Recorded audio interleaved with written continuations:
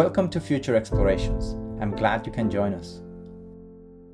My name is Victor Martinez, and this podcast is dedicated to the exploration of the diversity in perspectives around the concepts of change as a constant we humans need to embrace, long-term thinking as an approach for everything we should build and create, and the limits that our human nature, physiology, society, environment, and technology impose on us by their own intrinsic characteristics. It is your task and mine to identify the connections between all views, to discover the interdependence and complementarity of knowledge and ideas. In that way, we might get a clearer picture of what that sustainable future could look like and how we can design the transition to get us there. Today, I have the immense honor to talk to Dr. Ken Mullinix. Dr. Mullinix attended the University of Missouri, where he earned a Bachelor in Agriculture with a major in Horticulture with emphasis on fruit and vegetable production, and Master's degree in Horticulture, specializing in pomology, and a PhD in Agriculture Education, specializing in curriculum and program development, crop sciences, and soil conservation. He also earned a PhD from the University of British Columbia in Plant Science. Dr. Mullinix is director of the Institute for Sustainable Food Systems at Kwantlen Polytechnic University in Canada, where he oversees all of the Institute's research projects and its 2 farm school programs.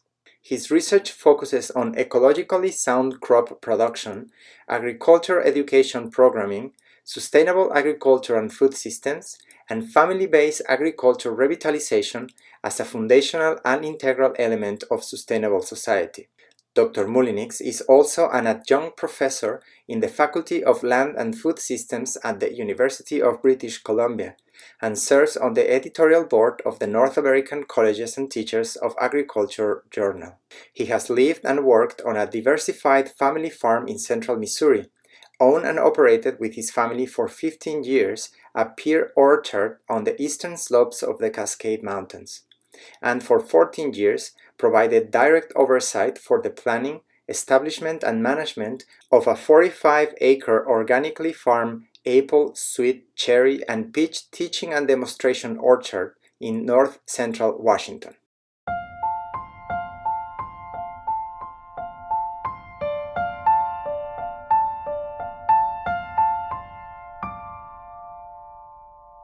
Dr. Mullinix, thank you so much for being with us today. It's an honor to have you. Oh, my pleasure, Victor. Glad to be with you. Thank you very much. So I would like just to start asking you if you could introduce yourself a little bit, tell us about yourself in a more informal way. Sure. So my name is Kent Mullinix. I'm the director of the Institute for Sustainable Food Systems at Kwantlen Polytechnic University. I have been with KPU since 2007, when I and my family immigrated to Canada from Washington State in the United States. And I'm a citizen of the United States and now a citizen of Canada. I'm an academic by profession. I've been in universities and colleges since 1976, when I graduated from the University of Missouri. And I have worked for, including Kwantlen, for 5 universities now. The previous 4 to Kwantlen Polytechnic University were in the United States and what we call land grant universities. So they all have a College of Agriculture, and I was affiliated with the College of Agriculture. In those positions, I engaged in teaching, applied research, and extension activities. So the applied research in agriculture is to learn how to do agriculture better, whatever the objective or the thought of better is. And of course, the teaching programs are undergraduate and graduate programs. And extension is something we don't know much about or recognize, particularly in Canada, but it is a really integral and large part of land-grant universities. And it is the part of the College of Agriculture programming that takes new knowledge wherever it is created out to the users and supports the transmission of that knowledge and the utilization and implementation of that knowledge. And it's really the land-grant universities and this applied research and university or extension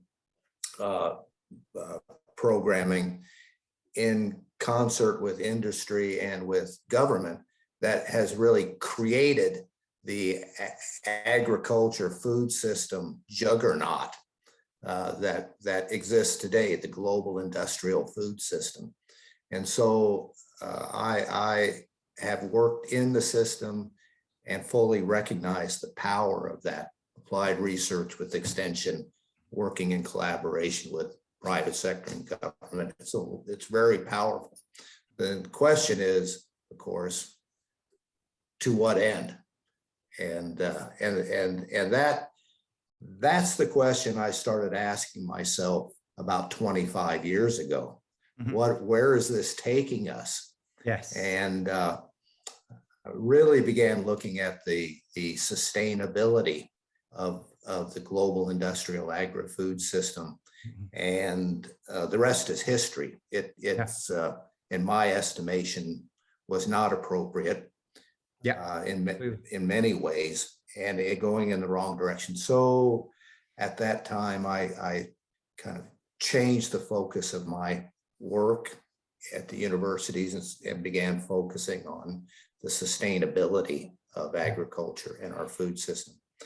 By training, Victor, in agriculture, I am a pomologist.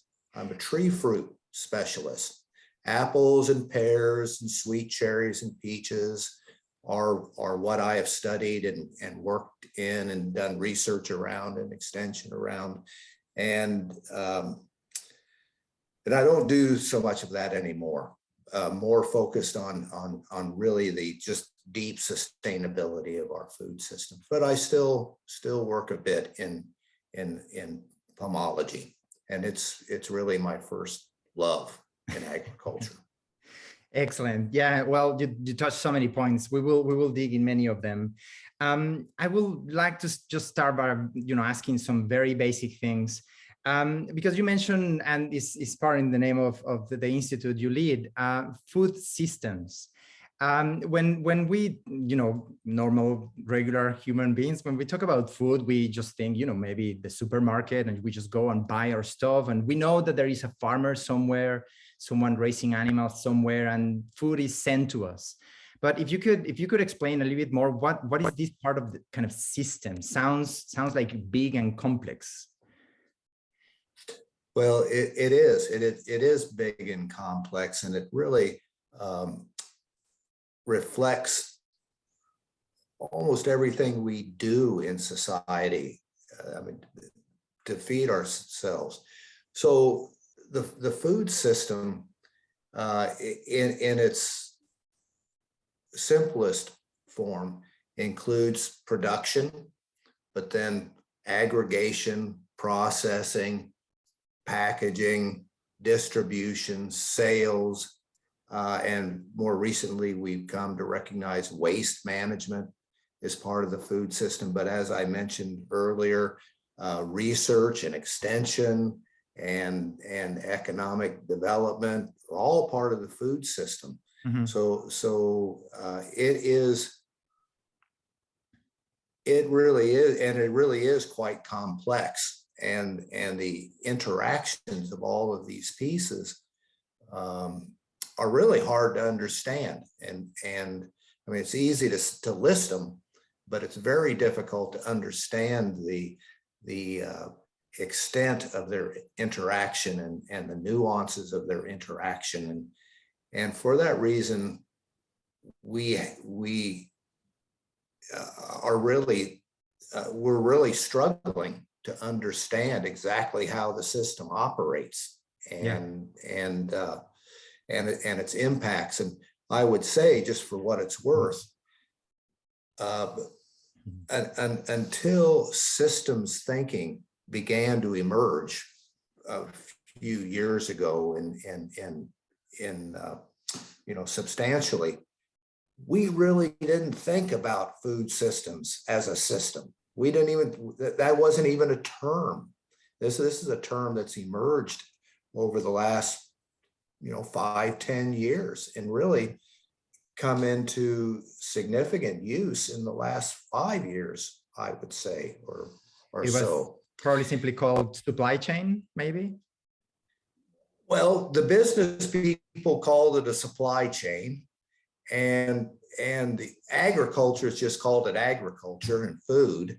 Mm-hmm. And really people didn't think about, and all the elements worked independent of one another. Mm-hmm. Essentially, their operational objectives existed in this free market system. So they just pursue their own interests and objectives. Mm-hmm. And the expectation was that they just linked together somehow, some way. And so the system existed, but people didn't think of it as a system, and nobody really sought to understand it or evaluate the outcomes or identify objectives from a systems perspective. Yeah. So this is really all new. Yeah, that perfectly fits with my following question is how on earth got so complex? I mean, agriculture is being with humans for 10,000 years, maybe more. And again, I'm ignorant in this point. That's why I'm talking to you. But I can imagine that, communities, groups, cities produce their food they require. Eventually, I imagine, I'm talking about thousands of years ago. I'm trying to just map the past and how we got here. No, I imagine that commerce start to move between different groups, different civilizations, and some people had things that others didn't, and then they started to send these goods. But I imagine that at some point something happened, and I'm not really sure if it's one thing or it was several things along this last few thousand years that got us into this complexity. And I'm going to try and be a bit more specific, because what I'm again imagining is a few thousand years ago, the city producing or community producing their food and maybe having some extra inputs from exotic things that they didn't have in that area. No, I'm imagining, pepper or the paprika, these type of things that maybe were in the East and then not in Europe and so on. But for example, now I remember when I was doing my PhD in England, I was doing the groceries, and I was buying once green beans. And in the label, I learned that by law, they have to put where this product comes from. That's, at least that's in the UK. And the green beans that I've been buying came from Kenya. And I thought, well, wait, no, it's not people having feeding problems in Africa and in some regions. Why are we exporting the food that they are producing that they should be eating to England? So my immediate reaction is, no, I'm not going to buy this. No, I'm going to buy some local stuff. And then I reflected, well, if I don't buy this, there will probably be farmers that don't have their income and they cannot pay their workers. And then I create an economic problem. And I got stuck. It was like, okay, this is too much. And something similar happens here where we live, in British Columbia. Almost everything, especially vegetables, everything is produced in California. I am a bit less worried about obviously the feeding problems in the US. That's not an issue there. But how on earth we got this complexity from thousands of years ago, where agriculture was the normal thing in life to produce your food, into this really complex network and terrible dependency. This idea of food security is just also very new. Well, Victor, that's really a good question. And I don't know that anybody has really answered it comprehensively, but I can share some thinking on it. Please. I would like to say, however, before I do, it's entirely likely that those green beans were not produced by local farmers in Kenya, but produced on a plantation type farm that had displaced the local farmers and was grown exclusively for export to other countries to capitalize on some market advantage. And the net result was probably the displacement of local farmers and their ability to grow food for themselves or for a local economy. So that's typically what's happened. Okay. So the question is, why did this emerge? Throughout history of agriculture, our 11,000-year history, for most of that history, 10,500 or more years, agriculture was localized or regionalized, and food systems were regionalized, highly regionalized. And so what you grew and you ate in one region was not the same as what was grown and eaten in another region, because it was linked to the climate and geophysical capacities of place. And commerce was more regionalized, much more regionalized. So food systems were just regionalized. And as you said, absolutely, there was trade of specialty crops, and people valued that. And even in indigenous food systems in Canada, there was trade, from the West Coast to the prairies and back and forth. And so there's always been a little trade. So I would say that the two things that created the situation that we have now, by and large, is one, the Industrial Revolution really allowed significant changes to agriculture, and then just the whole.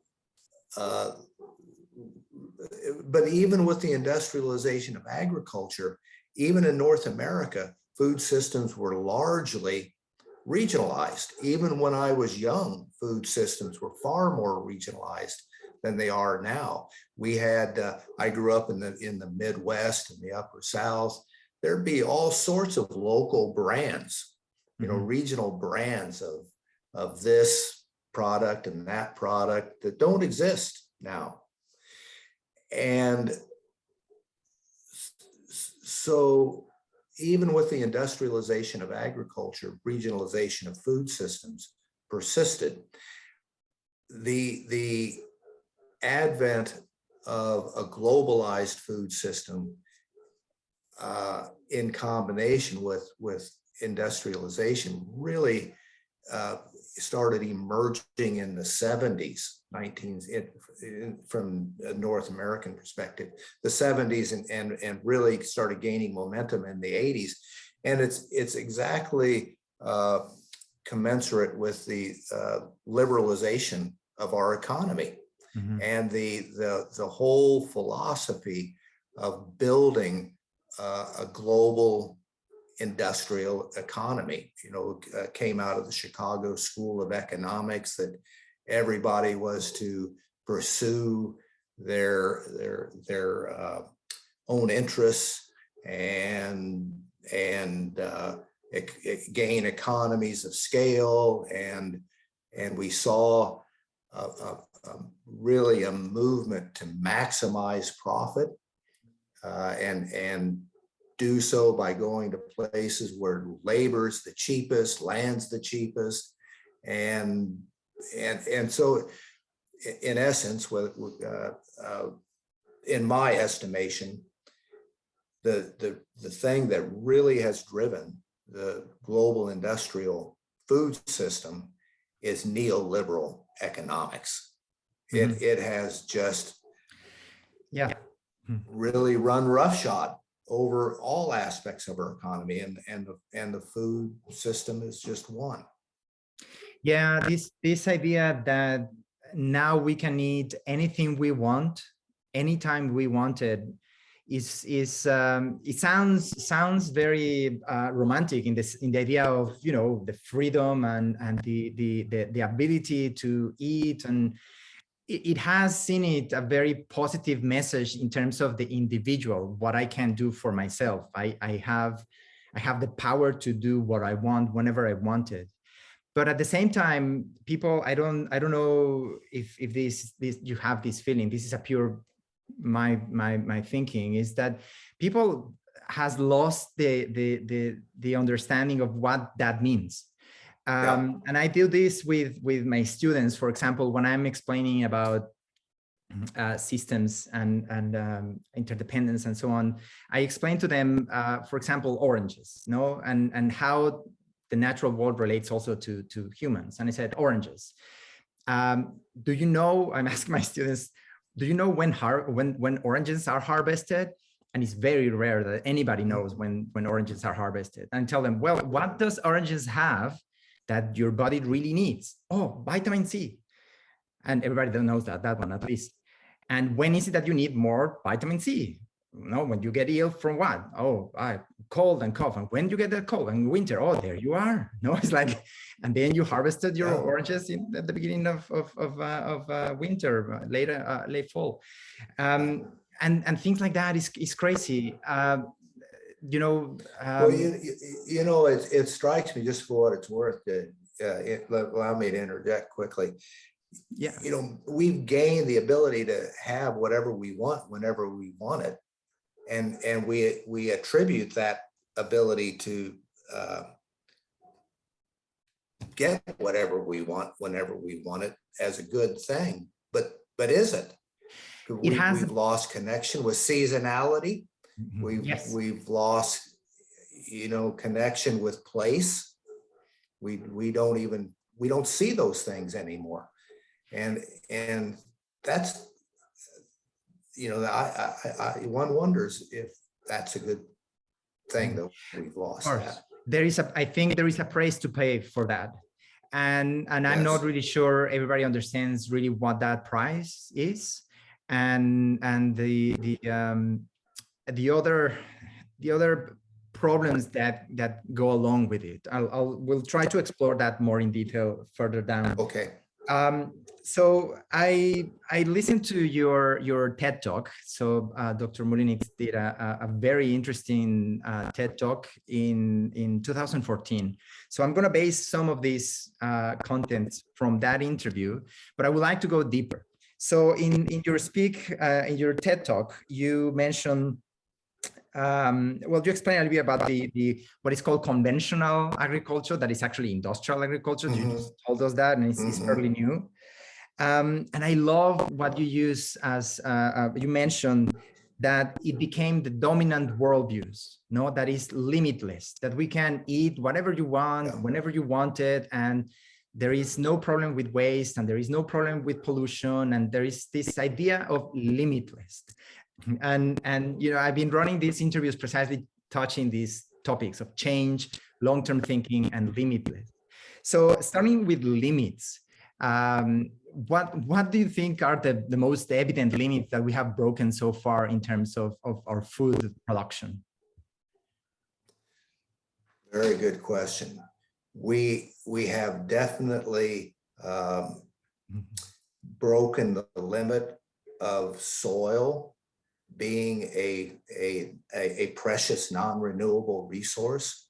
Our lack of appreciation of that and our lack of care in that regard really threatens our ability to grow food. Soil formed over millennia, many millennia ago, and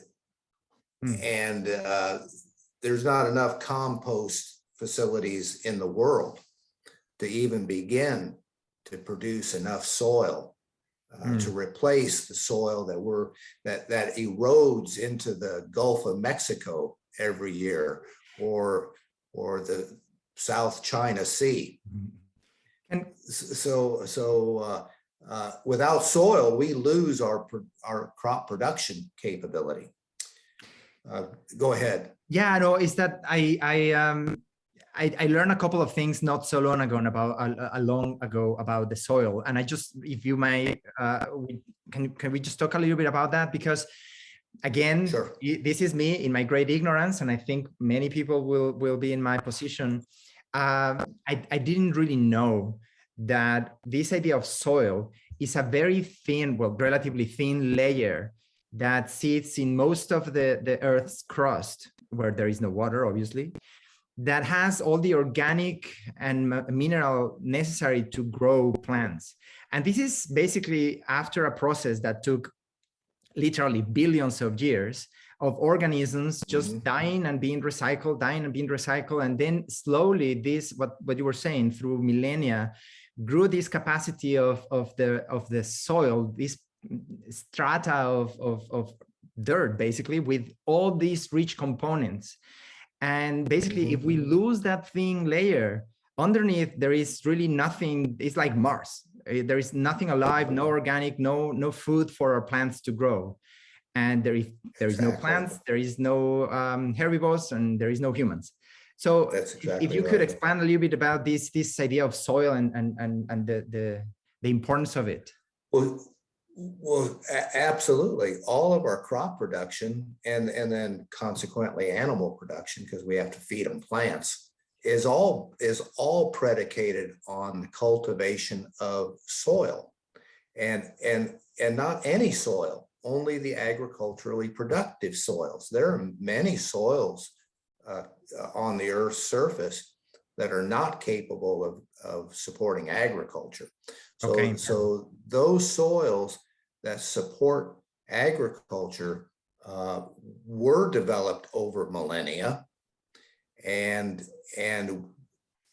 as I say, the good Lord isn't making any more of it, and so, but we're losing it very rapidly from erosion, desertification, and contamination, and urban encroachment, and as we come up against the limit of soil area with good soil in it, we will come up against our limit of producing food. And many people are not seemingly too worried about this and think that technologies will save the day. And I, however, think that's disingenuous and ignorant, because there is no technology that will replace this precious non-renewable resource. There is no technological replacement for soil-based crop production. There simply isn't. Yes. And even if there was, should that be where we go? Because I believe that agriculture should first and foremost, Victor, be configured and operate to nurture Mother Earth, not to destroy her. And that means an agriculture that takes care of soil and we can and regenerates the vitality of soil and its ability to support crop production. So yeah, this is one example of pushing up against limits. Another example of pushing up against limits is greenhouse gas emissions. Agriculture and our food system likely contributes, an estimated 30–35% of all anthropomorphic greenhouse gases. And as we all know, that source of greenhouse gases, along with other sources of greenhouse gases, are are more than Mother Earth can take.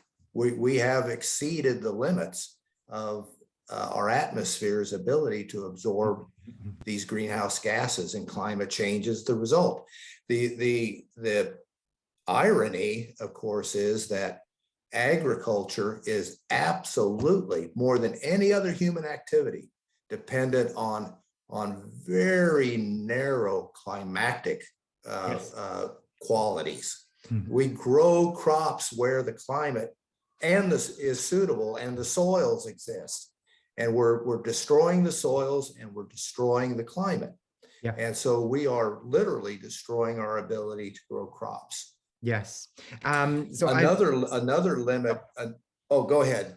No, please go ahead. I'll go back to that.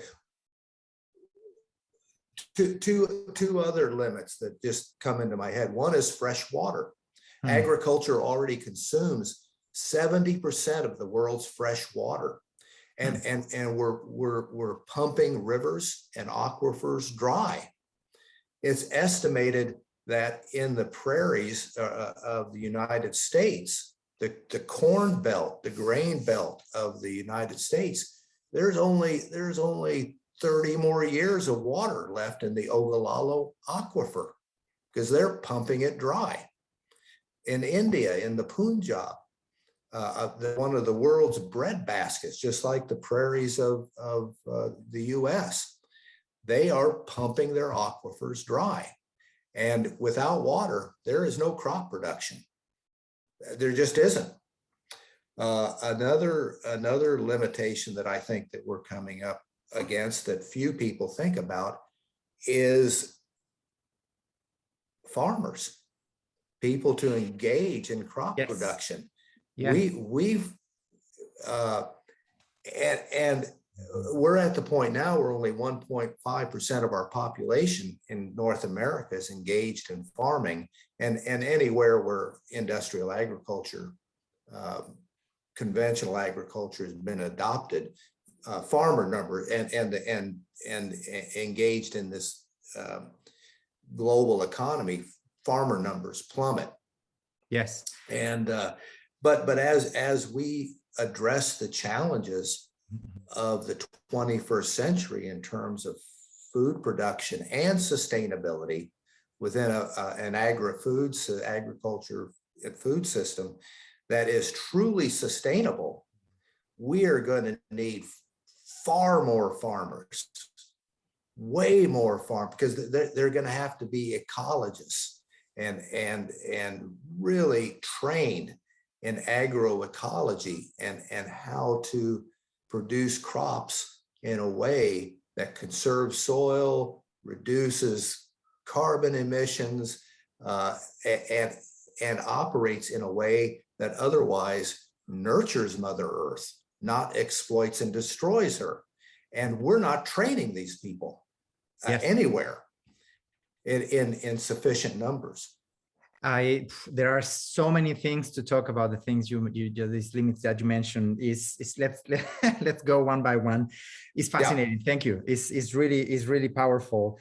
So going back, because the five in your TED talk, you mentioned 5 problems, and I think these 5 problems touches what you were mentioning about these limits. So let's try to review them quickly and go a little bit deeper in the things you said. Sure. So for example, one of the first one that you mentioned is the fossil fuel input, and I guess correct me if I'm wrong.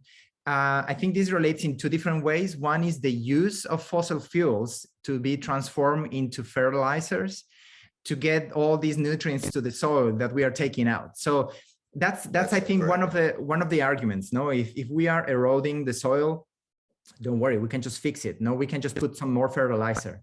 What is wrong with that approach? Why not do that? 2 reasons. One is because we are destroying this precious natural resource, soil, and we don't have to. In an ecologically sound production system, the use of synthetic nitrogenous fertilizers is very deleterious. it to soil health, and particularly to soil microbiota. Yeah. So you can't, you can't cycle the carbon in the soil and maintain organic content. And so it's also very expensive. So farmers are paying for this when they don't need to be.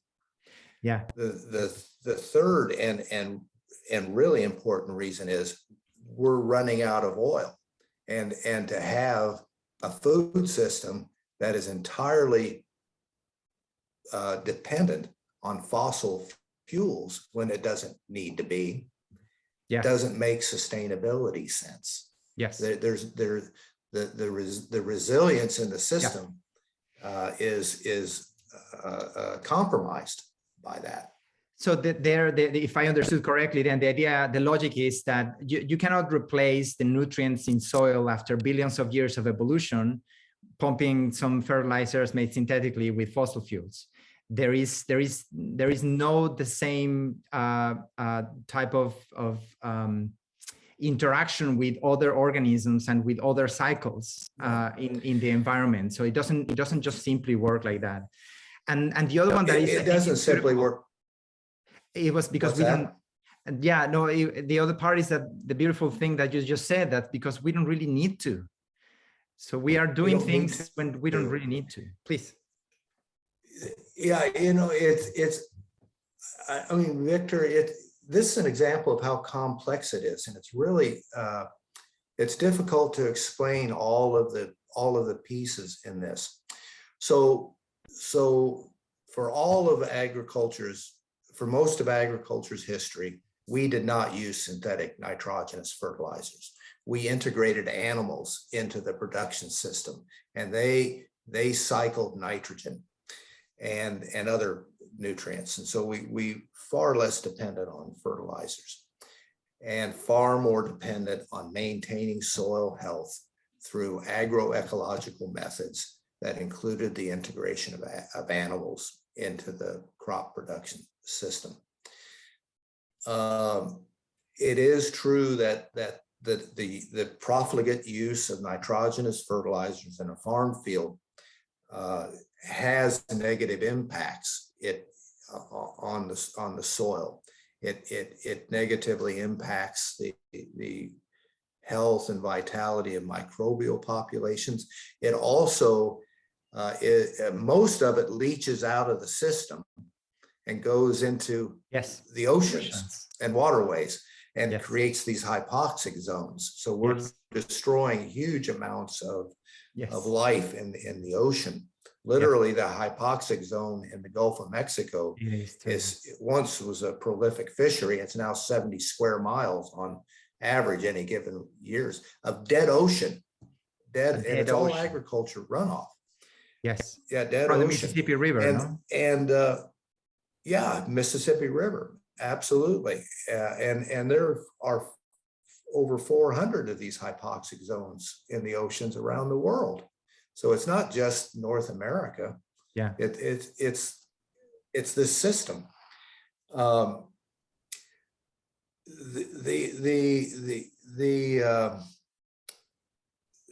There's also, perhaps, though science has not established this clearly, but I suspect it is true. There's a relationship between how we grow food and its nutrient value. We assume that, for example, a carrot is a carrot is a carrot, but the research is fairly clear over the last 4 or 5 decades or more. The nutrient content, or what we call nutrient density of fruits, vegetables, meat, dairy, have changed. And mostly they have become less nutritious. And so we are farming the minerals and nutrients out of the soil, not replacing them, but we're still getting our crops to grow by throwing on copious quantities of nitrogen and other key nutrients. And so really we've ended up growing our crops in many instances in an empty vessel. empty of the nutrient complement, and the plants are growing in an environment, and the use of pesticides is associated with this too, because with excessive pesticide use, the plants we select and the plants growing don't have to produce secondary metabolites to fend off pests, which is what they normally do. And these secondary metabolites, in many instances, are the source of the nutritive value that we derive from consuming these. So anyway, between the soil and secondary metabolite production and Lord knows whatever else, with the industrialization of agriculture, we are seeing the dilution of the nutrition value of the foods we're producing and the foods we're eating. And the quintessential example is spinach. It's been reported that there is no iron to speak of in spinach anymore.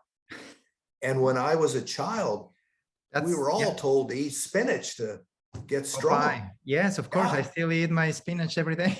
Yeah. So then that translates to us, Victor. Yes. And I've heard agriculturists say this. They think this is okay because that means you have to eat more spinach or more strawberries or more oranges to get the nutrition, because we haven't changed, have we? Yes. And we haven't changed. No, of course. No, we still need those whatever thousands calories and nutrients and so on. The logic behind that, I'm just connecting dots and I'm taking a lot of assumptions. This is just me thinking. This idea of, oh, this is great, then they will need to buy more, so I make more money, so I get richer. It connects with the economics. It always does. Yes. I've been talking with other guests about this idea of limitless growth as well in terms of economics, but I won't go there now with you because there are so many other topics that I would like to touch. But just it's important to note that this growth economy mindset is also driving the industrialization of agriculture. Oh yeah, for sure. And the food system, just like it is everything else. So it's the agriculture and the food system is not immune from that. That really destructive economic philosophy. I agree. A couple of quick things that I know it's a very large topic, but when you mentioned pesticides, I immediately thought about obviously insects, and I've been reading in the last few years reports, research, especially from Europe, reporting the incredibly rapid disappearance of insects. And again, most people think about insects as something that is not pleasant. It's something that you would like to avoid, all these bugs crawling and spiders and things. But there is an essential, absolutely essential connection between insects and the food that we eat, among many other things. But the classic example, but is not only the bees. What are the things that you have heard about bees? And I know we are importing bees from New Zealand or something like that here in Canada because we just don't have more bees anymore. They're disappearing. Yeah, well, you're quite right. The disappearance of arthropod species of insects is really disturbing because they are linchpins in ecosystems, right? And they're literally are more insect species than anything else. Yeah.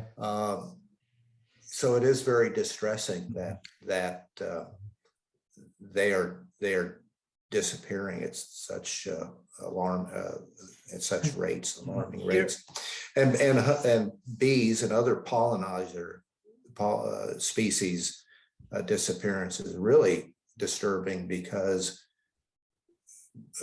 so many of our agriculture crops, our food crops, our fiber crops, our feed crops are absolutely dependent on insect pollination.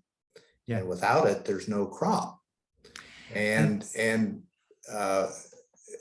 nobody's really yet been able to say this is why bees are disappearing. But fingers point to habitat loss and also the profligate use of insecticides, and particularly the neonicotinoid insecticides, just very toxic to these species. It's another example of our cavalier approach to agriculture and food production, and its relationship to, and our relationship to Mother Nature and other living organisms that we are dependent on or even not dependent on. Yes, absolutely. Okay, I need to touch really quickly another one. Okay. I was in Twitter the other day. I try to avoid Twitter because it's one of the worst, most toxic places ever. I get depressed every time I go in. But I was looking at one tweet. I won't go into details about what, but the conversation went down to greenhouse gas emissions, specifically CO2, is good for plants. That's one of the things that plants need to grow. So having more CO2 in the atmosphere is actually good. There has been some evidence coming from NASA, so really, really serious sources, trustworthy sources, that some regions of the planet, some people say all over the planet, there has been more green, more plants growing because of more presence of CO2. And the people that I interacted with, because I dared to respond one of those tweets, and it was, it's always a bad idea. But I replied one of those tweets, and he was a farmer, a 30-year-old farmer, or 30 years in farming. Mm-hmm. And obviously I cannot teach anything about farming to a farmer, but I was trying to explain from at least the papers that I have read and the things that I know that, yes, he's absolutely true, but there is a specific threshold between, it's good for plants, and then that's it. It's no longer good, and it's going to get worse. Mm-hmm. How will you explain to a farmer, being a farmer and knowing about agriculture, how will you explain a farmer that even though the instinct says CO2 is good for plants, it's actually not? Yeah. Well, it is true that in general, as you increase CO2 levels, then plants' photosynthetic rates increase and the carbohydrate production increases. But in agriculture, we have a concept of limiting factors. And really what it says is the plant's growth and development is limited by the most limiting factor for growth. So there are 16 nutrient elements, at least 16, that are considered essential for plant growth. And carbon is one of them. And if you increase carbon availability, the plant will utilize it only to the extent that all the other nutrients don't limit its utilization. And so while the increased carbon in the atmosphere may result in increased plant growth and development, it's everything else that's going to limit it. So it's really just not, it's really no panacea at all. It's not anything important. The other thing is, and I have to say I'm not up on this line of research completely, but it may be that increased carbon content in the atmosphere and availability driving increased plant growth and development that's contributing to lack of nutrition in plants, because they can't take and incorporate up all the other nutrients. So you've got plants growing, but to what end? Which really leads to another concept that we need to be thinking about. We need to farm for nutrition to provide. That's what farming is, and agriculture is about, is to provide nutrition for people. Yes. It first and foremost, but we've turned it into solely a money-making venture. And because that's what we do. We in hyper-capitalistic economies, but we need to take a step back and start farming for nutrition, to provide nutrition to people in the most ecologically sound and resource effective ways. Yeah. Yeah, no, I remember in your TED talk, you mentioned that right now, well, it was 2014, but I don't think this figure has changed much, that right now we produce around 3,200 calories per human per day. That is more than what we need. It is way more. Why are we then doing all these things wrong? Why we have people in hunger and people obese? And I just can't understand.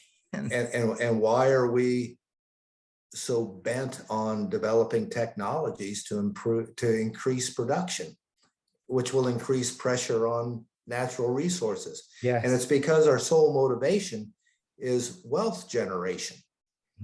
It's not about feeding people. It's clear. It's not about feeding people. It may be about producing the foods to capture market so that you can get their money, extract their money for things, but our agriculture is not, and our food system is not about feeding people anymore. It really is about capturing market and generating wealth. And to the question of why, if we produce so much food, is there still food insecurity in the world? It's because of that very reason. We grow and produce food to provide it to people who have the means to pay for it. Yes. And if you don't have the means to pay for it, sorry. Just go hungry. Just go hungry. Yes. Yeah. It's so we also need to inject ethic into our food system. Yes. Good point. Yes. Time is flying. It's been more than an hour, almost an hour already. Let's go back to those 5 problems. We just touched one. The other one was the excess of water. We already talked a little bit about that. No, you mentioned that there are regions in the world that are just pumping so much water. But again, from what I know, correct me please and expand, the idea of extracting water from fresh water from different areas. As far as I know, there are 2 main places where we can find water. One is the running rivers, the water that is constantly flowing, and the other ones are the deep aquifers. Aquifers. Thank you very much. And one important thing to say that those aquifers have been formed again by millions of years of water filtration. And the problem basically is that we are pumping much, much faster than they can replenish by the natural rhythm. So well, I guess 2 questions. Is that why we're running low on water? And the other one is why are we running low of water? Because it used to be a cycle. No, it used to be a sustainable agriculture. Yeah. What happened? Well, previously, as in all things, our agriculture was limited by natural processes. We didn't irrigate crops. There was precipitation, and we lived with we created diverse farms that would be more productive in drier in those areas we created diverse farms that would have productivity in drought and productivity if there wasn't drought. And we built resilience to the extent we could within these systems. And with the advent of industrialization, our agriculture became utterly dependent on synthetic nitrogenous fertilizers, pesticides, and irrigation. And we have a system that is absolutely dependent on those inputs now. No more nutrient cycling on farm with integrated animals. No more designing your farm and farming in concert with the natural precipitation patterns Mm-hmm. and with a little augmentation from irrigation. No more agroecology or selection of cultivars that were resistant to pests. We replaced all that with all those things with technology, and so we can't grow the crops that we grow now without a lot of water. And the economics of our system requires that we obtain the yields that can only be obtained with the use of these technologies. Yes. So we've created our own treadmill here. And the fact of the matter is, with the expansion of these water thirsty crops pushed by profligate use of nitrogenous fertilizers and pesticides, we're just using more water and more and more and more water. And in those areas where the agriculture is aligned at large with the recharge rate of the surface waters and the subsurface waters, okay, but we're exceeding those recharge rates. We're pumping rivers dry, and we are pumping ancient aquifers dry. So we're pumping water out of these bodies faster, as you alluded to, than they can be recharged. Yes. And that's not sustainable. Yeah, no, of course. Yes. We are in a clear trend. While I was listening to you now, I was thinking there is also a social aspect, I think, for this. So this is just a crazy thought that came into my mind.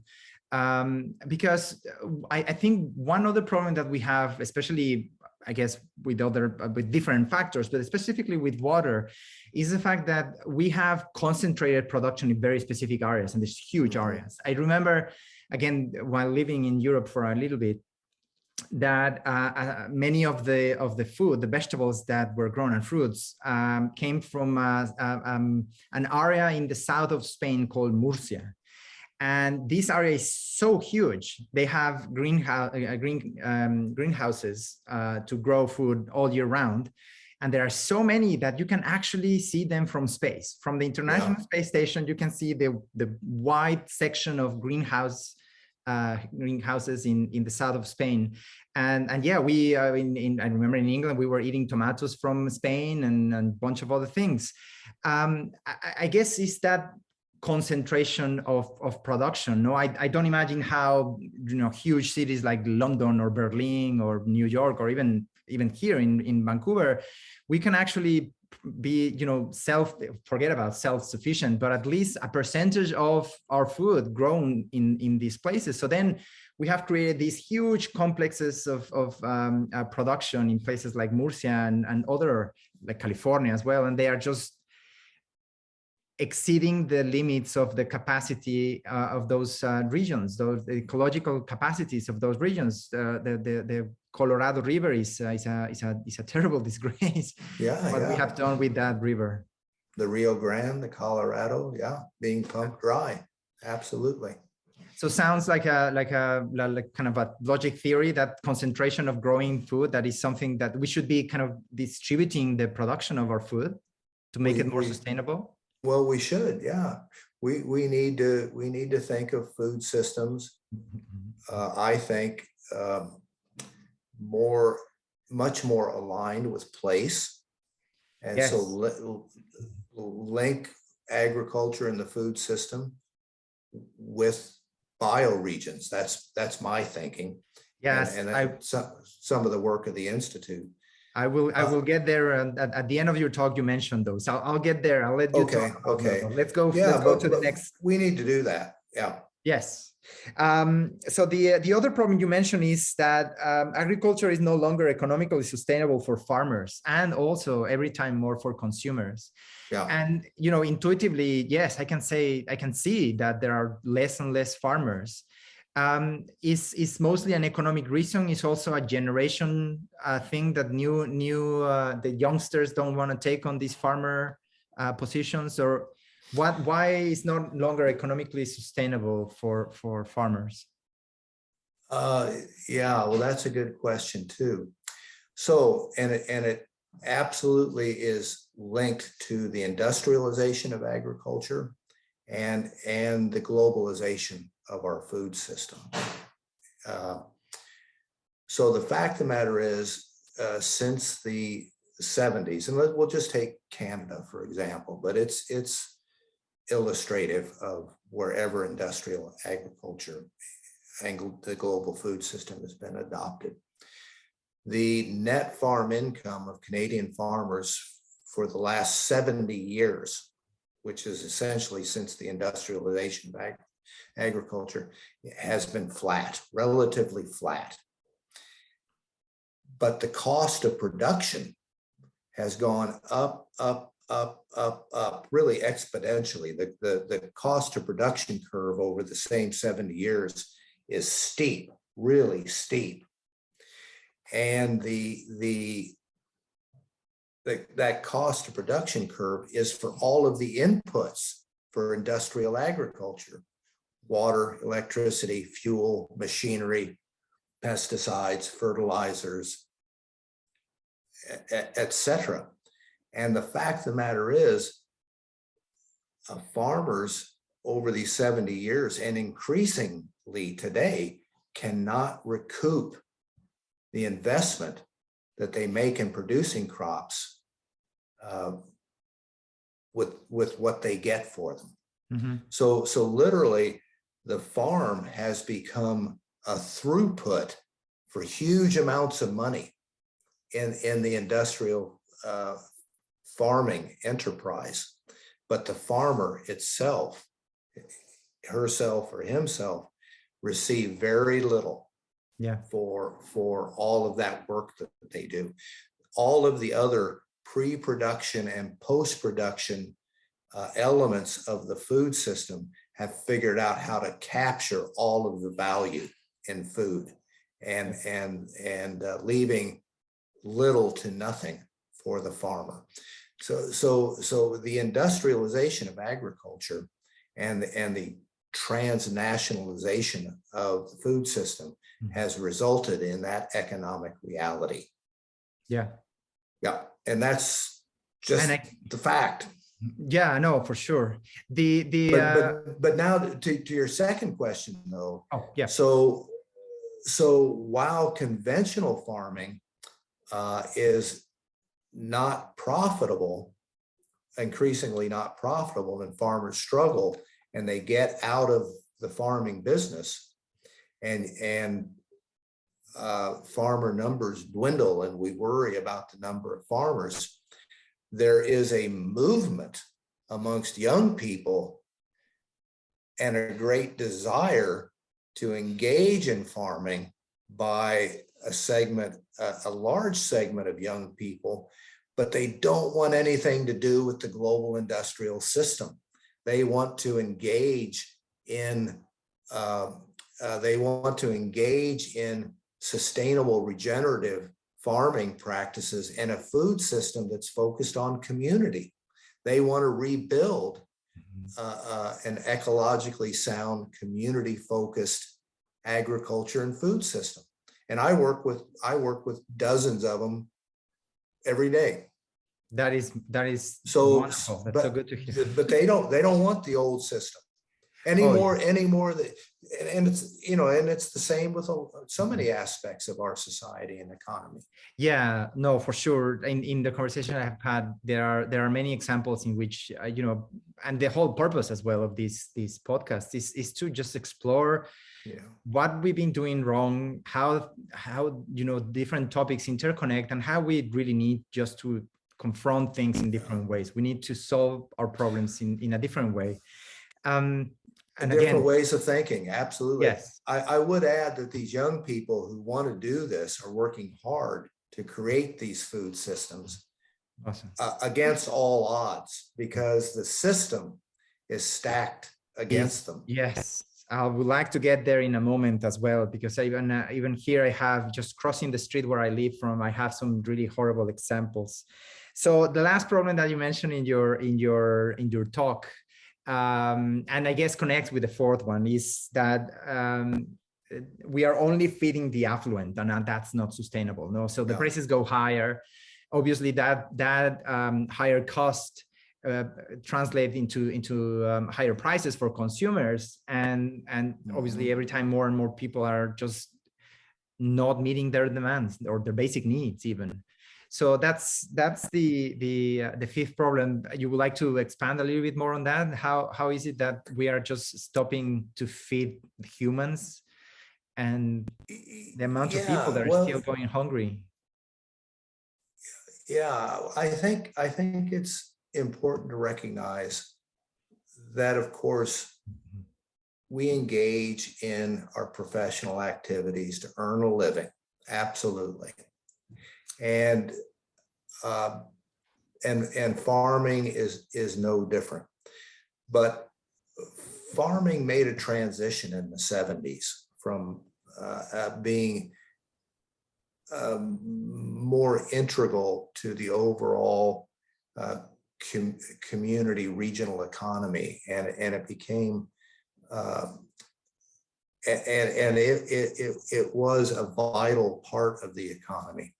But with the industrialization, the wholesale industrialization of agriculture, as we've discussed, it just became more difficult for farmers to be economically viable. And it wasn't just because of the cost of production and the advent of this transnational food system. It also occurred because government and the sector in collaboration pursued an agriculture and food system that was designed primarily, if not exclusively, to contribute to GDP. And they believed, and still do, that the mechanisms for that are to support the industrial giants in the agri-food system. And so Canada's food agriculture policy right now is all about increasing the export value of Canadian agriculture. And it's not about feeding people. It's not about creating an agri-food system and an attendant economy that is about stability and sustainability and feeding people. We have an agriculture, like everything else, that's predicated on the concept that all of our problems will be solved through the creation of wealth. So just create wealth, and all the problems are solved. And so the net result is, truly, we have an agriculture and food system that is absolutely, unequivocally, 100% designed simply to provide food for people who have the money to pay for it. Yeah. And as the cost of production goes up and the hegemonic system is able to extract more from food, it's becoming less, and the cost of production are the inputs become more scarce: water, land, fuel. The net result is food inflation is far outstripping general inflation. And so only people with money get to eat. And that's just the way it is. In the 1970s, Earl Butz, Nixon's Secretary of Agriculture, admonished American farmers that farming was big business. And he said, get big or get out. And really what he was saying is, our policies are about big agriculture, export markets, and there's not room for a Yeah. bunch of little farmers. We just want big industrial farms. Yes, that is a super interesting question that I have talked a little bit with other of my guests. It's a more philosophical question about where are we heading? No, with this behavior and with this trend, where are we heading? What is the purpose if we are going to grow? If we are going to grow, where to? What for? I'm obviously not against wealth. I'm not against having money to buy your things and everything, but what is driving our desire to grow, and what is driving our desire to make money beyond meeting the basic needs? And I'm not saying that we should just be happy of achieving these minimal things. There must be more to life than that. But we are reaching a point in which the amount of population and the resources of the planet, we cannot just everybody aspire to be a billionaire. It is a clear limit. But let's continue, and time is running super fast. Let's move away from the gloom and doom and terrible things that is hard to talk about. Because at the end of your talk, you end with some really beautiful messages about what personally you felt from moving from an obligation to an opportunity, and what you see for the future of agriculture and the food security and food systems in any region. So you already hinted us with a couple of things, but I would love to go into more depth, please. Sure. Yeah, well, I think first, the challenges that we face are real, and facing them, I've been in my work in food systems and sustainability and bringing up all these challenges. More than once, I've been chastised for being pretty depressing. And but I believe there is hope resides in acknowledging the challenges that we face. There is no hope if you stick your head in the sand. So the basis of hope is understanding what the challenges are. The other basis of hope is having a sense of what needs to be done, and knowing that it's simply the right thing to do. And that's where hope lies for me. Understanding the challenges and having an alternate vision predicated on it simply being the right thing to do. And so that's where a lot of the debate comes in, though. What's the right thing to do, and what vision does it provide? And this is where sustainability thinking comes in for me. I know it's overused. I know many people consider it to be trite, and they think they have a cavalier perspective about it. But if you think about it, it's defining, it's directing, and it's inspiring. And if I know anything, humans have to learn to live on Earth in a way that one does not undermine the health and vitality of the very basis of our existence, which is Mother Earth. Mm-hmm. We have to do this. And we have to create economies that allow the dignity and the sanctity of all life, all humans and all other beings. Yes. Life. And if there's a purpose for human beings, in my mind, it is to nurture this earth, and in that create the opportunity, the social economic environment for all human beings and all creatures to engage in this healthy, mutually supportive environment. And I think it's incredibly powerful, but it really requires us, Victor, to rethink what it is to be human. And right now, we think that what it is to be human is to dominate the earth and run roughshod over it. And I've been thinking a lot about this lately, and my spouse and I have been talking about it lately.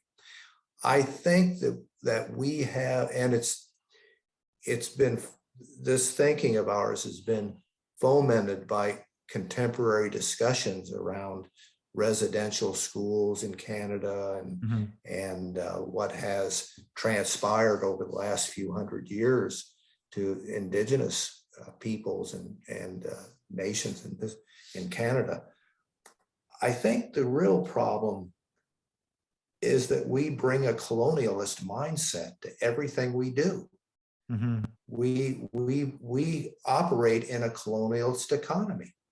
We think that everything is out there for us to conquer and to exploit and wring whatever wealth we can wring out of it for ourselves. And then when there's nothing left to wring, we walk away and leave it there to do whatever. So I don't think that it's a problem with capitalism per se. The pursuit of free markets and business and commerce and all that's great, but we don't have free markets in agriculture anymore. There are no free markets in the food system anymore. There's too much hegemonic control. And so anyway, I guess what I'm getting at is I think we just need to bring a whole different perspective to what it is to be human. No, for sure. And it can't be the creation of wealth at any cost anymore. We can't afford that. We couldn't afford it back when it emerged as a way of thinking and a way of being. But we sure as heck can't afford it now. No, I agree completely. So in that sense, how you picture these sustainable food systems? I remember you mentioned something related to family-based community. It's clear this mindset about stewardship of the land.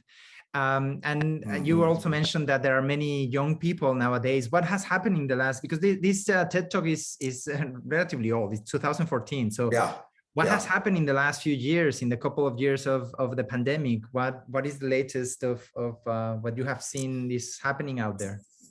Yeah, well, this is interesting. So I think that over the last 5 years, maybe, and really gaining with the pandemic, there is a real surgence of awareness of the unsustainability and the fragility of our food system, and global climate change is contributing to this as well. And there is so just overall a general increase in awareness in the population, and an increase in the desire to rebuild more substantial, more robust local regional economies just across the board.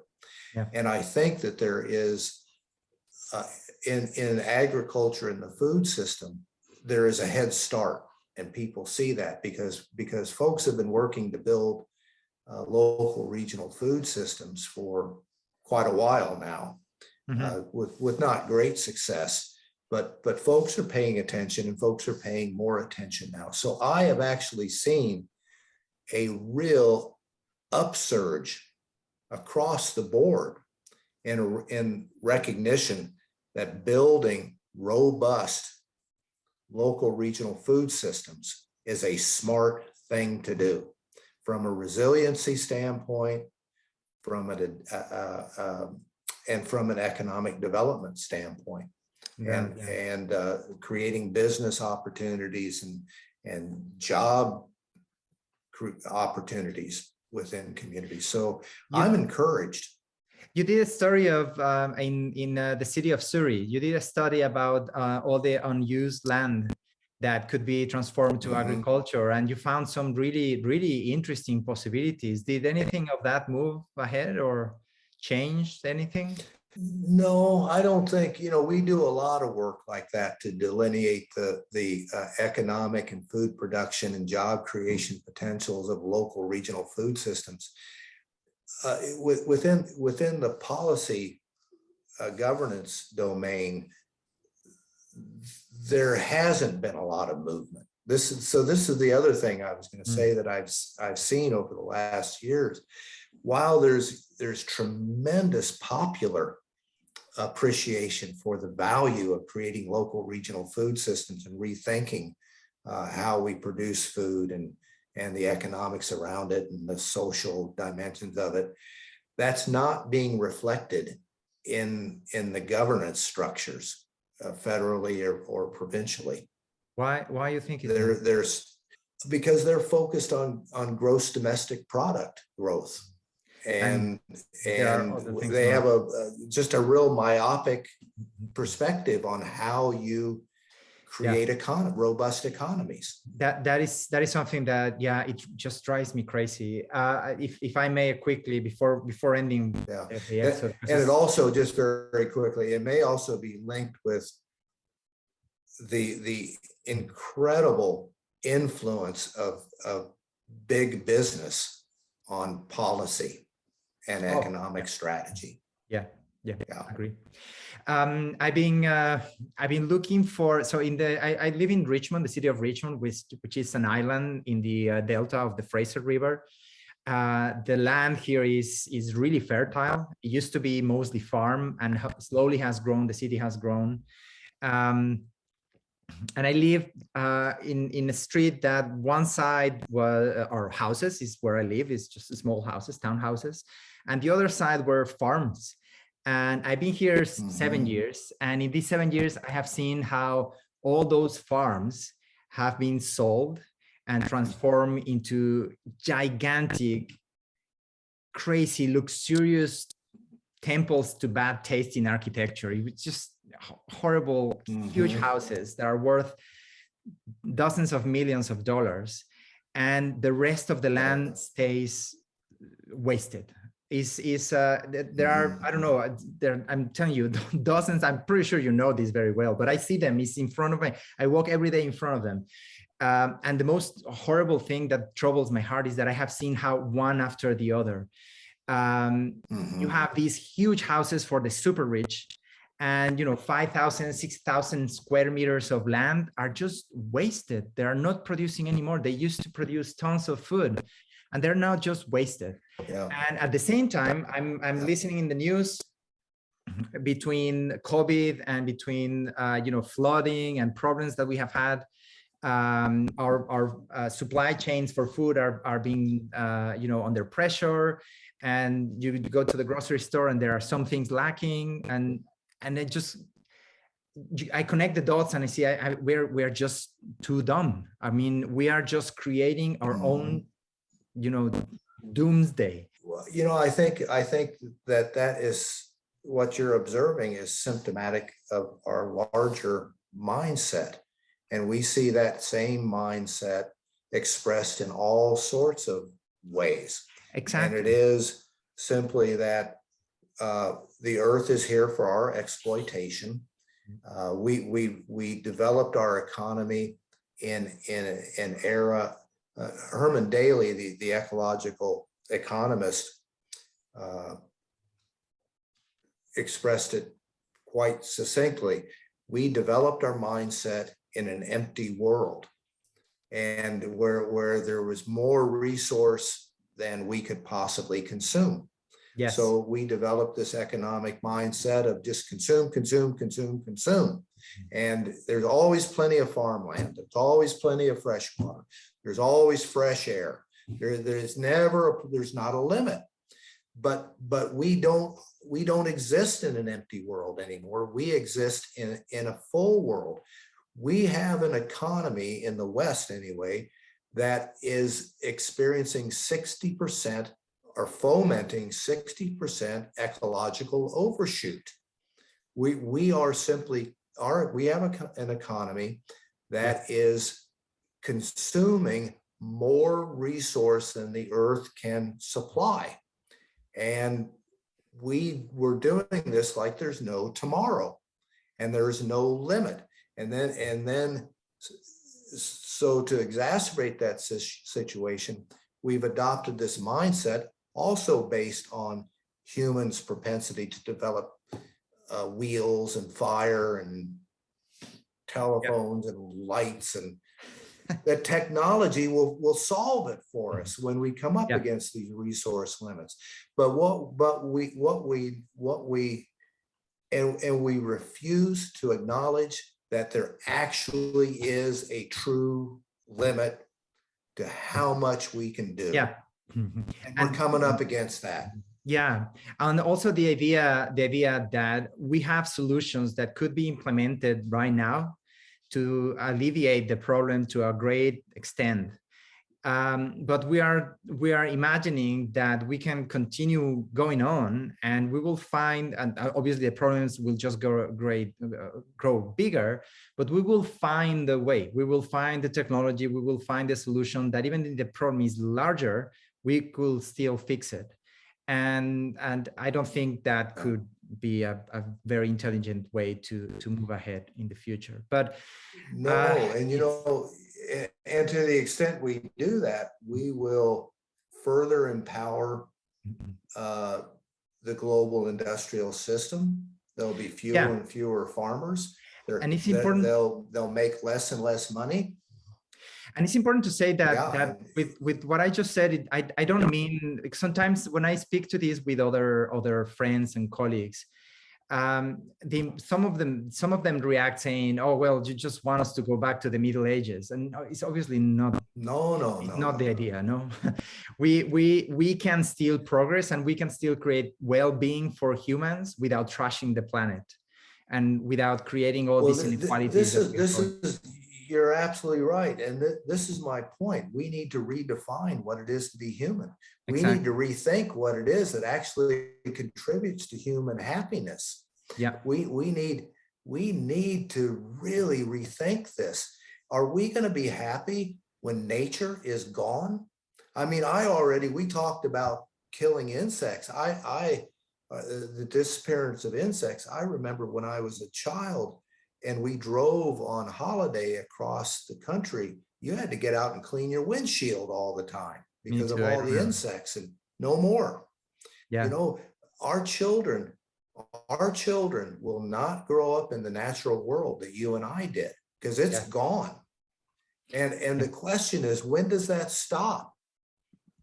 And you asked this question, why can't we think about the logical progression of what we're doing? This is my greatest fear, Victor, is that we will, over time, lose sight of what a really healthy, regenerative, natural world is, and our place in it. If you can believe it, I don't. If you can believe it, when I was growing up in Mexico City, there were fireflies. Well, same with me. Fireflies. They're gone now, aren't they? In Mexico City, yeah, of course. No, now not even rats you can find there. Anyway, it's been fantastic, but we need to close down. I have three final questions for you. Not over yet. Three final questions, completely philosophical, open-ended, no right or wrong answers. Just whatever comes to mind. So here goes. First one. So the longest living species that I have been able to find in literature are cyanobacteria that have existed for 2.5, around 5 billion years. So just to give obviously a frame of reference, the oldest standing human-made structure is just a few thousand years old. So how do you see human Mhm. development feasible from this point of view? What do we need to do in order to be as successful as a species as us cyanobacteria? Wow, that is, well, we have to be part of the health and vitality of Mother Earth, not an antagonist to it. So we have to be part of a positive part of the larger, the ultimate system.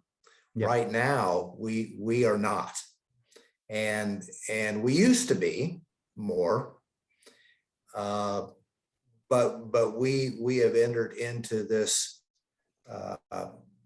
phase of being hyper intrusive and hyper impactful, and to the extent that we now call this the Anthropocene.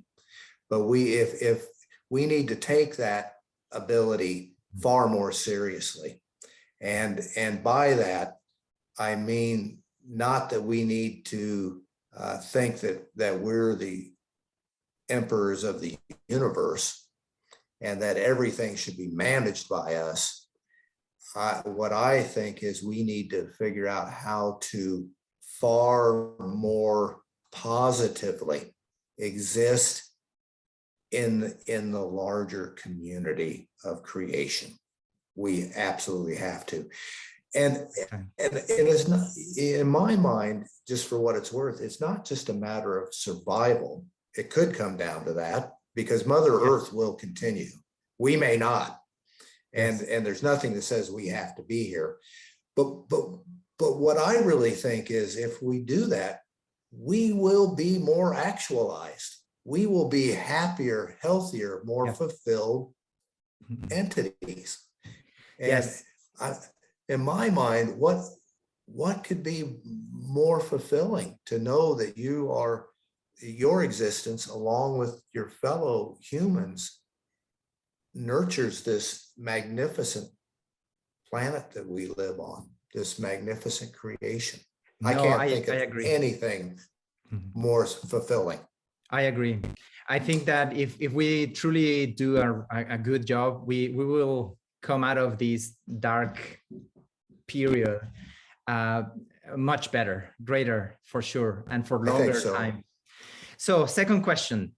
So from your perspective, what is the importance of failure in human discovery and progress? Well, I think it's tremendously important. You learn from that failure, and if you pay attention, you gain insight in better ways of doing things, better ways of being. And quite frankly, I have said that if we really in agriculture and our food system, if we want to chart a positive, appropriate path forward that embraces the things that I've been talking about, then we need to look at the entirety of agriculture and food systems, 11,000-year history. What have we done well? Yes. What have we not done well? Let's and in particularly relative to the industrialization of agriculture and the contemporary global industrial food system, let's fully analyze what has gone wrong. Where is it failing? Yeah. Where is it not supporting the achievement of what we know we need to achieve? Because through that, then we know what to fix. So acknowledging failure, knowing you're going to fail sometimes, is absolutely instrumental in doing the right thing. Okay, so this will be the last question. So describe for us the future of your choosing. First, imagine, 100 years from now, 1,000 years from now, maybe 10,000 years from now, and how that will look like. I think about this a lot, actually. I see a future where humans exist to nurture Mother Earth. I see a future where the rights of nature are sanctity and fully recognized legally. And in that future, then our economy is obligated to operate in ways that are respectful of the limits of the natural world and respectful of the right to be for all creatures. I see in that future an economy that is focused on right living as opposed to absolute wealth creation. And therein, an absolute recognition that real wealth exists in right living, not in a bank account. And I see a future where technology plays a role in that, and that we have developed an appropriate technology ethos. So we really pick and choose what technologies we develop and utilize and how we utilize them. And I see a future where we absolutely move away from the Western European colonialist economic perspective, which we are still in the throes of, if you ask me. I don't think just because we don't send in the conquistadors anymore, or the you know, to conquer people, we just do it a different way. Yeah, And colonization happens in a different way. Yeah, it really does. I see a future where the wealth we do generate is afforded more equitable distribution and full recognition that it takes all of us to generate that wealth. Mm-hmm. All of us are participants in the generation of that wealth, and certain people don't get to hoard billions, hundreds of billions of dollars. And I recognize that is could be construed as a utopian kind of aspiration. I see no other viable future for humanity. I really don't. You know, I'll tell you, I also hope that in the future, people will get up in the morning and they'll look out and they'll say, this is how magnificent. I want to support this. I don't want to destroy it. Every day.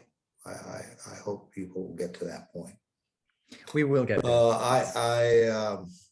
I think so. I also hope in the future we have reversed the decline of biodiversity, and we actually build economic systems that encourage biodiversity. So I think that's kind of the way what I'm hoping for. It's definitely a beautiful future. I would like to live there for sure. Yeah, I'm convinced that if we can do that, we will be happier. All of us will be happier. Yes. Elon Musk may not be happier, and Jeff Bezos may not be happier. Well, I don't know about Bezos. I don't know what he wants in life. We have discussed Elon Musk in this podcast other times, and I get what he's doing, and I support many of the things that he's doing. Is the how, and probably the whys as well, that maybe are not so aligned. But anyway, it's important just to continue discussing these things and sharing the information. I truly believe that a different future, a positive future, is possible, and we won't get there if we don't communicate, if we don't share ideas in a respectful and open and honest way. So that's my whole intention, and and learning. I'm learning a lot from these chats with all of you. So Dr. Mullinix, thank you, Kent, if I may. Thank you so much. This has been absolutely a pleasure. I will love to continue. There were a few things that I wanted to discuss, but it's almost 2 hours now. And I know you're busy. So I appreciate very much your time. Thank you. Thank you so much. Absolutely, my pleasure, Victor.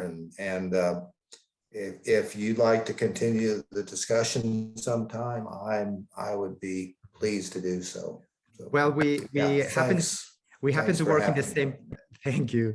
We happen to work in the same campus. So next time we meet each other, I'll bring the coffee, and we can sit down and chat for a few more hours for sure. Thank you again. Thank you so much. Yeah, that'd be great. Absolutely. You bet. I hope you are as inspired and energized as I am after hearing Dr. Mullinix. He is truly a great man with a great heart, the knowledge and experience to clearly show the path forward. From what I learned talking to him in regards to food production, we were not doing that bad until a few decades ago. It is quite clear that the transformation of our food production from a local regional one with the goal of feeding people to the globalized food system that we have now, driven by wealth generation and focused exclusively in increasing GDP, has caused great imbalances in the ecosystems and the earth's processes that sustains us all.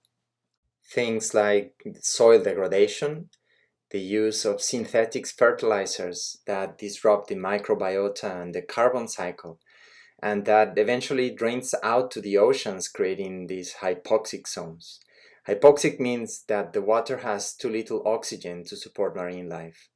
If that was not enough, we have made our food production dependent on oil extraction, knowing not only it is a pollutant, but also that it is a finite resource.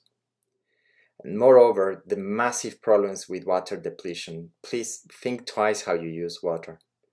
So yes, it looks like we are partying like there is no tomorrow, leaving all the consequences of our actions to future generations and treating nature with the utmost disrespect. It was a great surprise to learn that today the world produces 3,200 calories per human per day, and yet there are people still going hungry every day. Just as a reference, according to the United Nations Food and Agriculture Organization, a healthy adult needs between 2,000 and 2,600 calories per day. That is depending on the level of activity, your age, and gender. Another shocking discovery is the lack of farmers and all the economics behind for that to happen. Dr. Mullinix said it clearly. The sole purpose of agriculture is to deliver nutrition to humans, but we have turned it into a money-making venture. This is not about earning a living. This is about profiteering. We know what needs to be done. Sustainable regenerative farming practices and food systems that are focused on community. Regenerative and ecologically sound communities. Especially knowing the challenges coming from climate change, we need resilient communities, and number one thing should be food security. I would like to end by simply quoting what Dr. Mullinix beautifully said. Hope resides in acknowledging the challenges we face and in having a sense of what needs to be done, knowing that it is simply the right thing to do. Reframing what means to be human cannot be the creation of wealth at any cost. We cannot afford that.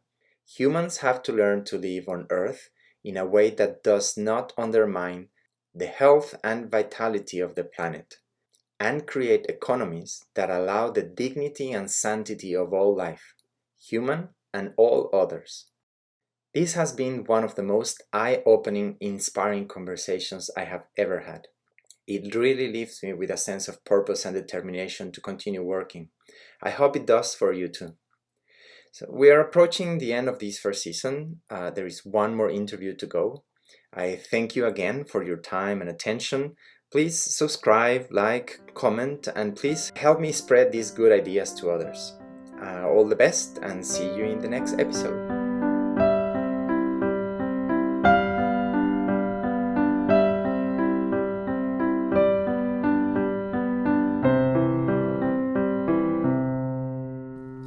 Future Exploration is produced and written by me, Victor Martinez.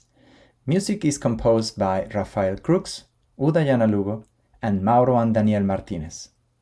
Future Exploration is licensed under the Creative Commons with attribution and non-commercial use.